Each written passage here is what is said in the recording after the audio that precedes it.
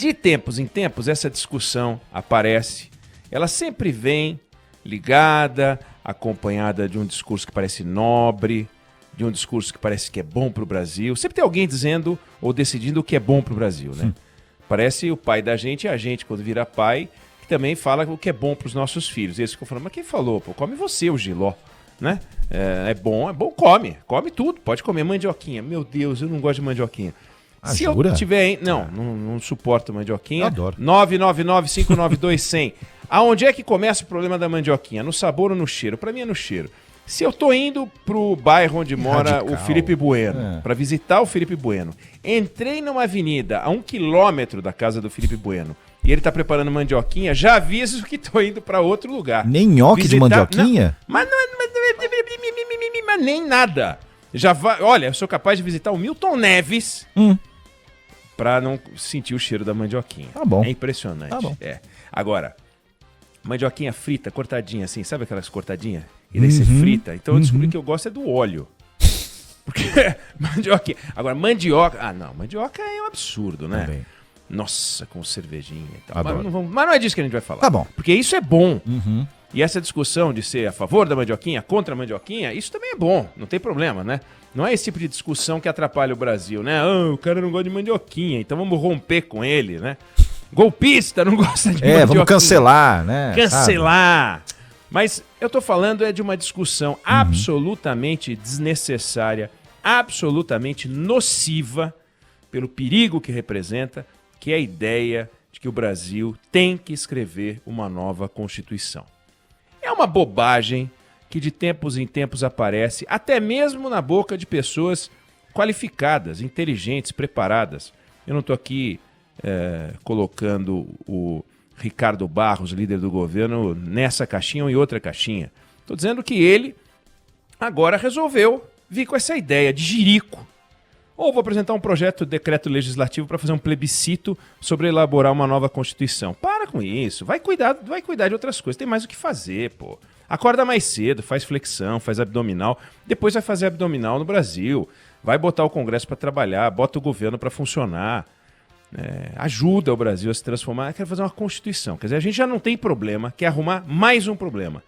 Surge de tempos em tempos. Sempre associado a alguma ideia de autoritarismo. Sempre. Mas é sempre. Porque, veja bem, a Constituição é um instrumento de organização de uma sociedade. É a materialização da organização da sociedade. Você monta um país... Você organiza, você registra, para não ficar tudo na palavra, né? Ah, o Felipe Bueno pode isso, pode aquilo. Não, vamos botar no papel.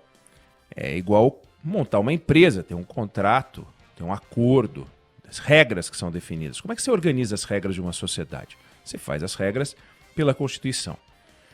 Você pode mexer nessa Constituição, você pode reescrever essa Constituição, você pode fazer uma outra Constituição, mas em que momento você faz uma outra Constituição? Quando aquele país deixa de ser aquele país e vira outro país. Então o Brasil foi uma monarquia. E na monarquia fez uma Constituição, a de 1824, aos trancos e barrancos. Aos trancos e barrancos. O imperador encomendou uma Assembleia Nacional Constituinte, deu tão ruim, eles brigaram tanto, tentaram limitar o poder do rei, que ele foi lá, dissolveu a Assembleia Nacional Constituinte e fez a dele, 1824. Aí a gente virou república. Pô, mudou. 1891, nova Constituição. Aí acabou a República Velha, 1930. Surgiu uma Constituição em 1934. Aí você teve um regime ditatorial a partir de 1937. Nova Constituição, 37, a polaca. 45 acaba o regime ditatorial. Tem a Constituição de 46. É um novo Brasil. Aí você teve um regime militar em 64. Fizeram uma carta em 67. Legitimando coisas ilegítimas. E que foi emendada em 69 e teve os atos institucionais todos para poder abraçar aquele desarranjo institucional, fingir que era institucional. Aí o Brasil se libertou do regime militar e fez a Carta de 1988. Nós estamos nos libertando agora do quê? Ou estamos nos aprisionando a quê? Nos amarrando a quê? Mudando, saindo de onde para onde? De lugar nenhum para canto algum. Ah, mas o Chile. Mas não tinha Chile quando o Fernando Haddad sugeriu isso na campanha de 2018. Não tinha Chile quando o vice Mourão, candidato a vice-presidente, quer dizer, não é candidato a vice, né? Vice na campanha do Jair Bolsonaro. O presidente é que foi o candidato, ninguém votou no Mourão. Também propôs uma constituinte. Quer dizer, os dois que foram para o segundo turno propuseram uma constituinte. Em 2013, a Dilma Rousseff, quando teve aquelas manifestações, não tinha Chile. E já vamos fazer uma constituinte com poder exclusivo para fazer a reforma política. Isso não existe. O poder constituinte é soberano. Você resolve fazer você dá o poder, quer dizer, um grupamento político menor cria um poder constituinte e define qual vai ser o poder do constituinte, sendo que ele é constituinte. Não cabe limitação para o poder constituinte, mas não importa. Ela queria propor essa aberração.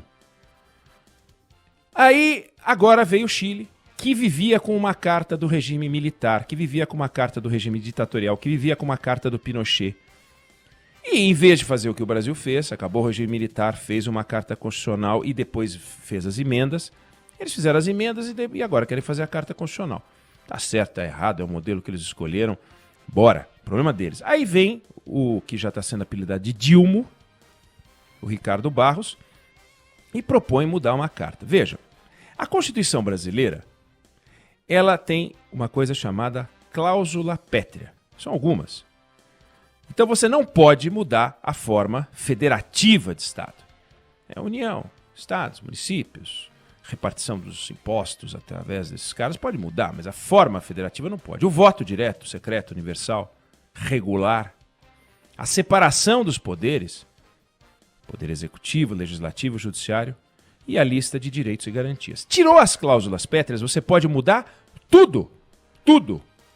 Acho que pode até dizer que o nome passa a ser Estados Unidos do Milton Neves.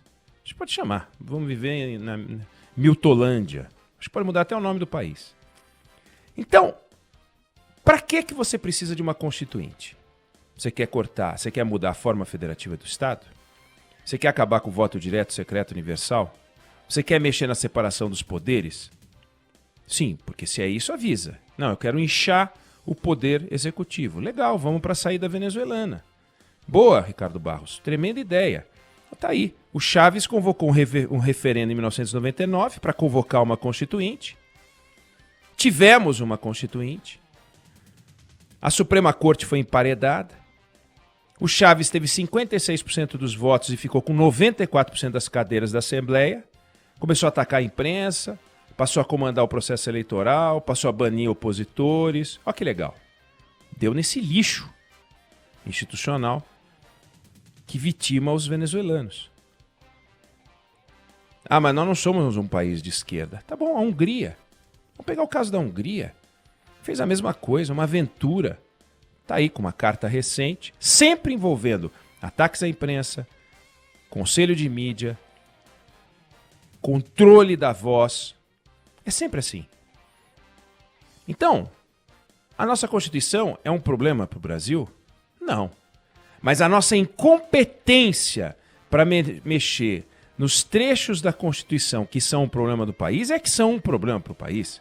O senhor Ricardo Barros, que é líder de um governo que não consegue fazer as reformas, ele é um problema para o país.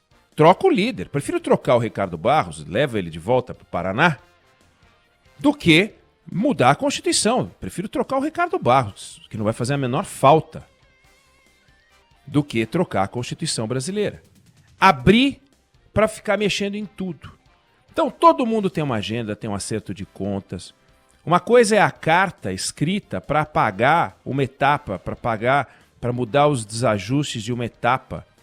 Como é que você pode conviver com uma carta monárquica? Até dá. Nós vivemos um tempo com a carta monárquica. Mas a carta, por exemplo, o regime de 64 foi feito sobre a Constituição Democrática de 46 e fizeram o regime de 64. Então a carta nunca é uma limitação quando você vai violentá-la. Agora, se você está montando uma carta para segui-la, tá aí uma carta a de 88. Ah, tem direitos demais, então nós vamos mexer nos direitos, é isso? Quais são os direitos e garantias que o senhor Ricardo Barros defende mexer? Os direitos de uma pessoa são os deveres do Estado. Ele quer cortar os deveres do Estado? Ah, mas a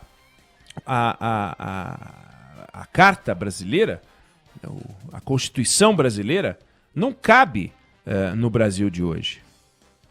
A Constituição não cabe no Brasil de hoje? Ou o Brasil de hoje não cabe na Constituição? O que está pegando? Se a Constituição não cabe no Brasil, vamos fazer as reformas. Coragem, Ricardo Barros. Vai trabalhar, bicho. Ele quer aumentar a força do Poder Executivo, é isso? Porque isso é um risco para a democracia. Ele quer limitar a ação do Poder Judiciário? Ele quer mexer na relação de poderes? É isso que ele quer fazer? O que ele quer, o senhor Ricardo Barros? O que tem por trás? O que pensa disso o presidente Jair Bolsonaro?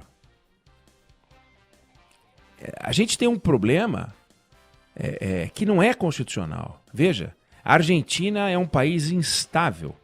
Mantém a mesma Carta Constitucional desde 1853 e só emendou, não escreveu outra. Então, para o desajuste, a discussão constitucional é patética. Por que escrever outra do zero em vez de reformar a nossa Carta Constitucional? Qual o problema? Dá trabalho. Ou seja, eles querem matar a ideia de que as mudanças sejam feitas por 3/5 todas as vezes. Eles querem matar a ideia de que um governo que não consegue formar maioria tem que conseguir, maioria de 3/5, tem que conseguir poder mudar o país apesar disso tudo. Pois não tem que mudar. Se um governo não consegue formar maioria, ele tem que conviver com essa incapacidade de formar maioria. Não conseguiu formar maioria, não vai transformar nada. Então forma a maioria. A maioria tem que se formar em cima de projeto. Cadê o projeto desse governo? Esse governo não tem projeto nenhum. Vamos fazer uma reforma. Reforma não é projeto. Cadê o projeto de desenvolvimento desse país? Para onde que a gente está indo? No que a gente acredita? Quais são os valores que a gente está defendendo? É disso que deveria falar o senhor Ricardo Barros. É disso. É essa cobrança que o senhor Ricardo Barros deveria fazer para dentro do governo. Depois que fizer essa reforma, o Brasil é diferente. Começa colocando os senhores deputados para trabalhar não em favor ou a serviço das corporações, mas a favor da sociedade. Que ninguém ali representa esse personagem desconhecido, a sociedade, mas ser sempre uma corporação em luta de direitos e vantagens e privilégios. Como pode o senhor Ricardo Barros representar, ser líder de um governo e depois ser líder do outro governo, e como pode ter partido que nunca vai para a oposição? E vem me falar que o problema é a Constituição brasileira? Um partido que apoia o PT e um partido que apoia o Bolsonaro? Como é que pode apoiar o Lula e apoiar o Bolsonaro? E dizer que o incoerente é a Constituição brasileira? É um escárnio o que a gente escuta desses políticos. Não tem que mexer na Constituição, tem que mexer na representação. Nesses senhores, comece a trabalhar em favor do Brasil. Oineg, ouvinte, aproveitando que nós estamos nesse assunto, vamos com mais 2 subsídios aqui para essa análise. Primeiro, chegando de Brasília com a Larissa Arantes. O vice-presidente Hamilton Mourão disse que a possibilidade de realização de uma Assembleia Constituinte não é um assunto debatido no Palácio do Planalto. O líder do governo na Câmara, Ricardo Barros, disse que vai apresentar um projeto para a realização de um plebiscito sobre a formulação de um novo texto constitucional. Isso aí eu já me pronunciei durante a campanha eleitoral, né? Eu não tenho mais o que falar, porque a posição do governo hoje não é essa. Líder do governo mas aí ele é um parlamentar, ele tem outras, né, vamos dizer assim, ele tem outras prerrogativas diferentes de quem é, no meu caso aqui, vice-presidente eleito com o presidente Bolsonaro, que em nenhum momento tocou nesse assunto. Segundo Barros, o projeto de decreto legislativo será apresentado antes das eleições. Bom, isso é uma coisa. A outra coisa é que agora há pouco, em entrevista à Rádio Bandeirantes, o ex-presidente da República, Michel Temer, que já foi presidente do Congresso Nacional também, revelou ter procurado justamente quem? O deputado Ricardo Barros, para sugerir que ele desista dessa ideia. Na avaliação do Temer, a proposta criou uma agitação desnecessária e eventuais alterações devem ser feitas por emenda, assim como você já tinha falado, Oineg. O ex-presidente disse ainda que um plebiscito sobre uma nova Constituição no Brasil pode ter, sabe o quê? Ouve aí. Digamos assim, pode ter odor de golpe, não é? Não é exatamente isso, não creio, nem isso está, vou dizer a você, não está no pensamento do Ricardo, eu estou mencionando que eu o conheço há muito tempo, ele não tem uma formação, digamos, golpista, né? Não creio que seja isso. E aí? E aí que Venezuela começou assim. É um como dedinho, falamos, né? um dedinho, um dedinho, um dedinho. É assim que funciona. A Hungria é isso. Você começa a mexer aonde não tem que mexer. É muito interessante a frase do general Mourão, né? A discussão no governo hoje. Ele já fala assim, eu não vou me comprometer porque vai que eu falo que não é essa e o Bolsonaro vem e fala que é essa. E o presidente Temer, que é um constitucionalista, enfrentou o maior abacaxi da paróquia. Olha, o governo Sarney e governo Temer foram os governos mais desafiadores. O Sarney foi mais. Porque ele governou com uma constituinte, pô. Imagina o cara tá lá com uma constituinte debaixo dele, aliás, em cima dele, que a constituinte nunca tá embaixo dele, mexendo no tamanho do mandato, negociando para ele não perder tempo de governo, etc e tal. É uma loucura montar uma Assembleia Nacional Constituinte. É um piro completo, é irresponsável, é infantil. E bocoió, bobinho. Ricardo Barros está prestando um desserviço ao país. Não tem a menor chance disso prosperar de tempos em tempos. É isso, a Dilma propôs e o Dilma está propondo agora. É isso, eles que se merecem. Liga um pro outro e fiquem combinando. Vamos jogar xadrez, dama, que é mais fácil do que xadrez.